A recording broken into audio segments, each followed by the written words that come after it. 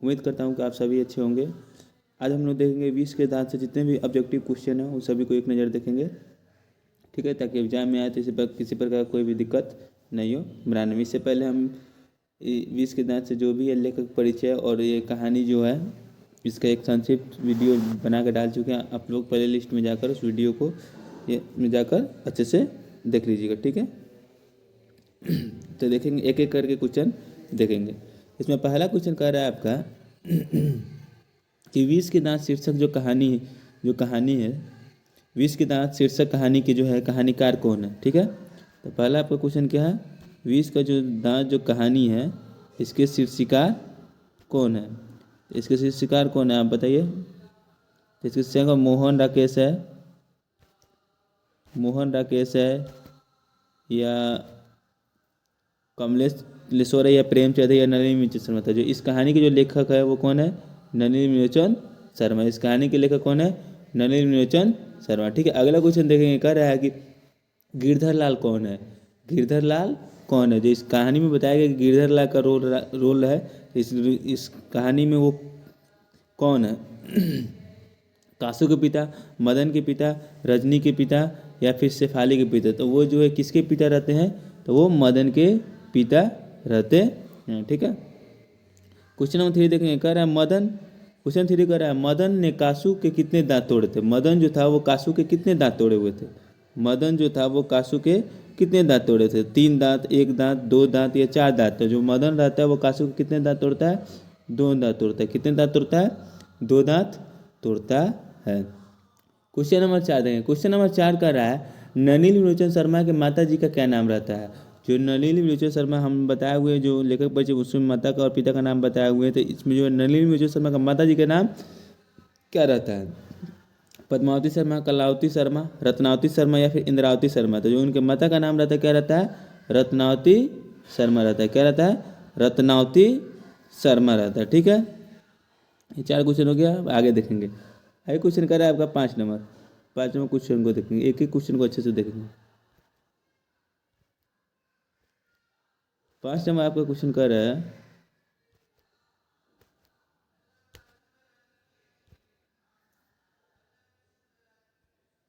आपका क्वेश्चन कह रहा है कि नलिनी विलोचन शर्मा क्या है, नलिनी विलोचन शर्मा की कहानियों में किसके तत्व समरगत उभर कर आए हैं।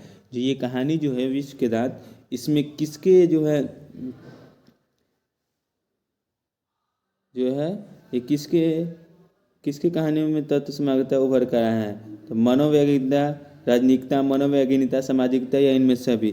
तो ये जो कहानी है इसमें किसको उभारता है, तो ये मनोवैज्ञानिकता को उभारता है। किसको उभारता है, मनोवैज्ञानिकता को उभरा हुआ एक स्वरूप को दर्शाता है। क्वेश्चन नंबर 6 नंबर देखिए, कह रहा है मोटर कार को किससे खतरा हो सकता था। जो सेन साहब के पास एक मोटर कार थी जिसको कितने में खरीदे हुए थे, 7,500 रुपये में खरीदे हुए थे और उसका रंग कैसा था, काला था। तो जो कह रहा है मोटर कार जो था वो किससे खतरा था, किससे उससे ज़्यादा खतरा रहता, ड्राइवर से, मदन से, खोखा से या फिर इंजीनियर से। तो सबसे ज़्यादा डर था तो किससे डर था, खोखा से था। किससे डर था, खोखा से डर था, ठीक है। क्वेश्चन नंबर 7 है, 7 कुछ कर रहा है खोखा खोखी किस भाषा के शब्द है। खोखा को खोखी है ये किस भाषा के शब्द है, तमिल, भोजपुरी, बांग्ला या हिंदी। तो जो खोखा खोखी जो ये किस भाषा के शब्द है, तो ये तमिल भाषा के शब्द है, ठीक है ना। खोखा खोखी किस भाषा के शब्द है, तमिल भाषा के, सॉरी बांग्ला भाषा के, किस भाषा के, बांग्ला भाषा के शब्द है, ठीक है। किस भाषा का है, बांग्ला भाषा का, ठीक है। क्वेश्चन नंबर 6 देखिए। क्वेश्चन नंबर 8 का रहा है कि ऐसे ही लड़के आगे चल के गुंडे, चोर, डाकू बनते हैं। यह पंक्तियाँ कहानी के किस पात्र ने कही है। ये बात इस कहानी में इस बात को कहा गया कि ऐसे ही लड़के आगे चल के क्या बनते, चोर, गुंडे, डाकू बनते। ये बात किसने कहा था, सेन साहब ने कहा था या गिरधर ने कहा था या सेन साहब की पत्नी ने कहा था या फिर सोफर ने कहा था। ये जो बात कौन कहता है इसमें, तो सेन साहब कहता है। कब मदन के बारे में क्या बोलते हैं, उसके पिता के अपने बेटों को जाकर समझा दो, नहीं तो ऐसे ही बच्चे क्या था आगे चल के क्या बनते हैं, चोर डाकू बनते हैं, ठीक है। आगे देखेंगे क्वेश्चन नंबर 9 देखेंगे। क्वेश्चन नंबर 9 कह रहा है आपका कि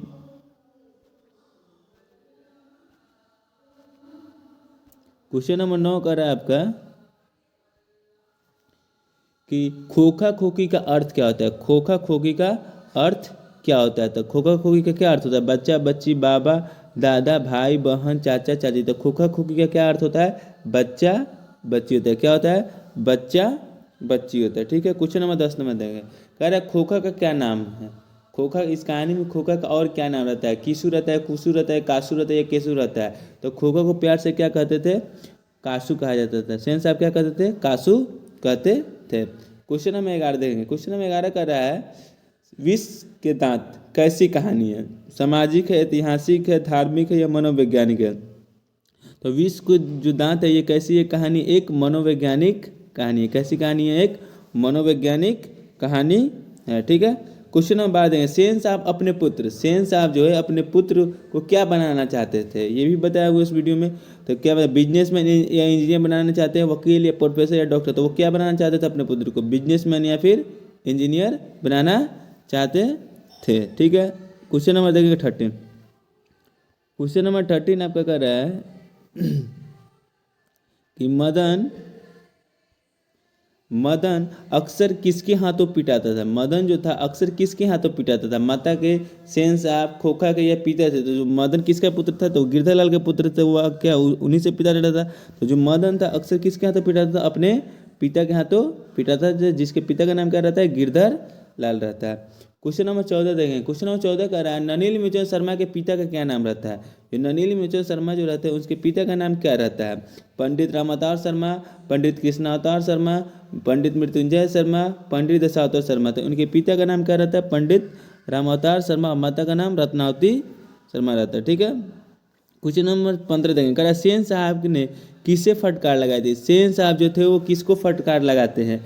तो सेन साहब किसको लगाते हैं? गिरधर लाल को, खोखा को, मदन को या फिर सुफाली को? तो जो सेन साहब जो थे वो किसको फटकार लगाते हैं? गिरधर लाल को। क्यों लगाए थे? क्योंकि गिरधर लाल का जो बेटा था मदन वो क्या कहता है? खोखा के मार के दो दांत तोड़ दिया था। क्वेश्चन नंबर 16 देंगे। 16 कह रहा है विष के दांत कहानी किस वर्ग के अंतर विधियों को उजागर करती है? विष की जो दांत कहानी है किस वर्ग के अंतर विधियों को उजागर करती है? निम्न वर्ग का, उच्च वर्ग का, मध्यम वर्ग या व्यापारी वर्ग? तो ये किस वर्ग को उजागर करती है? तो ये मध्यम वर्ग को उजागर करती है। किस वर्ग को?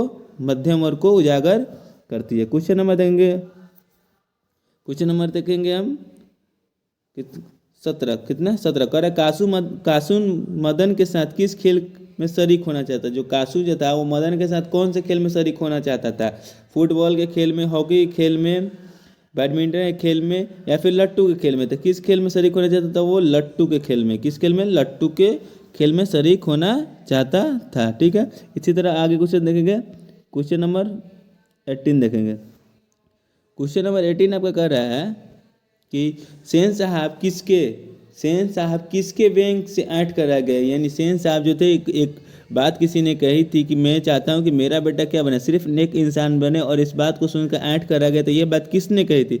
पत्रकार मुखर्जी साहब या सीन साहब या फिर गिरधर लाल ने कहा था? तो ये बात किसने कही थी? तो हम बताए हुए थे किसने कही थी ये बात? पत्रकार ने कही थी। किसने बात कही थी? ये पत्रकार। क्वेश्चन नंबर 9 देंगे। कह रहा है मदन की उम्र क्या थी? मदन का उम्र कितना रहता है? 5 से 6 साल, 7 से 8 साल, 3 से 4 साल या फिर 9 से 10 साल? तो कितने साल रहता है उम्र उसका? 5 से 6 साल। यही क्या रहता है? सेन साहब के जो सोफा रहता है उसी से ये झगड़ा करता है। ठीक है, क्वेश्चन नंबर 20 देंगे। कह रहा है मदन किसका पुत्र था? मदन जो था वो किसका पुत्र था? सेन साहब, गिरधर का या सोफर का या फिर सीन साहब का? तो किसका पुत्र रहता है? गिरधर लाल का रहता है। किसका रहता है?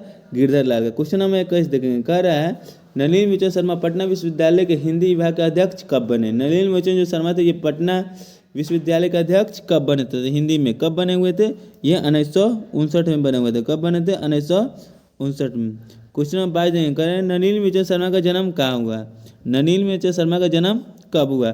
14 फरवरी 1915, 18 फरवरी 1916, 22 मार्च 1917, 24 अप्रैल 1918। तो इनका जन्म कब होता है? 18 फरवरी 1916 को होता है। ठीक है ना? कब होता है इनका जन्म?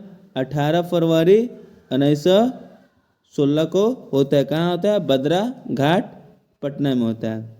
क्वेश्चन नंबर देंगे 23। क्वेश्चन नंबर 23 कर रहा है, क्वेश्चन नंबर 23 का नलिन मोचन शर्मा की मृत्यु कब हुई? नलिन मोचन शर्मा की जो है वो मृत्यु कब होती है? ठीक है, 22 सितंबर 1961 को, 14 सितंबर 1961 को, 16 सितंबर 1961 को या फिर 18 सितंबर 1961 को? इनका जन्म कब होता है? 12 सितंबर 1961 को होता है। क्वेश्चन नंबर 24 देंगे। कह रहा नलिन मोचन शर्मा का जन्म कहाँ हुआ था? गांधी घाट पटना में, कृष्णा घाट पटना में, भद्रा घाट पटना में, या फिर रानी घाट पटना में? तो अभी हम बताए थे कहाँ इनका जन्म होता है, भद्रा घाट पटना में होता है। ठीक है, क्वेश्चन नंबर 25 देखेंगे। क्वेश्चन नंबर 25 कह रहा है दृष्टिकोण किन की रचना है? जो दृष्टिकोण जो है ये किन की रचना है? तो दृष्टिकोण किसकी रचना है? दृष्टिकोण किसकी रचना है? तो ये किसकी रचना है? रामवतार शर्मा या ननिल विमोचन शर्मा या मोहन राकेश या प्रेमचंद्र? तो किसकी रचना है? ननिल विमोचन शर्मा की रचना है। क्वेश्चन नंबर देंगे 26। क्वेश्चन नंबर कितना देंगे? 26 का लड़कियां क्या है? कठपुतलियां है। इसे इस बात पर गर्व है। लड़कियां क्या है? कठपुतलियां है। इसे इस बात पर गर्व, भाई बहन को, चाचा चाची को, मामा मामी को, या माता पिता को? तो किसको गर्व है इस बात से? तो इस कहानी में बताया किसको गर्व है? ये इसमें माता पिता को गर्व है। क्वेश्चन नंबर 27 देंगे। क्वेश्चन नंबर 27 कर रहा है कौवे की जमात में शामिल होने के लिए कौन ललक गया था? तो इसमें बताया जो ये कहानी किसके किसके बीच था? कौवे और हंस के बीच की कहानी था। ये कह रहा है कौवे की जमात में कौन शामिल होने के लिए ललक गया था? कौन ललका हुआ था? कबूतर, हंस, बतख या मछली? तो हंस ललका हुआ। कौन? हंस। क्वेश्चन नंबर 28 दे रहा है किसके अनुसार सेनों ने सिद्धांतों को ही बदल दिया था? सेन साहब जी किसके अनुसार अपने सिद्धांत को बदल दिया था? बेटियों के अनुसार, खोखा के अनुसार, मदन के अनुसार या गिरधर के अनुसार? तो किसके अनुसार बदले हुए थे? खोखा के अनुसार क्या हुए थे? अपने सिद्धांतों को बदलते। खोखा के लिए किसी प्रकार का कोई भी नियम नहीं था, उसका एक अलग ही सिद्धांत था। क्वेश्चन नंबर 29 कह रहा है सेन साहब की कितनी लड़कियां थी? तो सेन साहब की कितनी लड़कियां रहती है? 3, 6, 5, 4। कितनी रहती है? 5 रहती है। कितनी रहती है? 5 रहती है। क्वेश्चन नंबर देखेंगे 30 और इस चैप्टर का आखिरी क्वेश्चन है। ठीक है, क्वेश्चन नंबर 30 कह रहा है कि सोफर शब्द का अर्थ क्या होता है? सोफर शब्द का अर्थ क्या होता है? सोफर शब्द का क्या अर्थ है? सभ्यता, संबंध, निर्माता या फिर ड्राइवर? तो क्या होता है? ड्राइवर होता है। क्या होता है? ड्राइवर होता है। तो इससे रिलेटेड जितने भी ऑब्जेक्टिव क्वेश्चन थे हम आपको बता दिए। आशा करता हूँ कि आपको ये वीडियो अच्छी लगी होगी।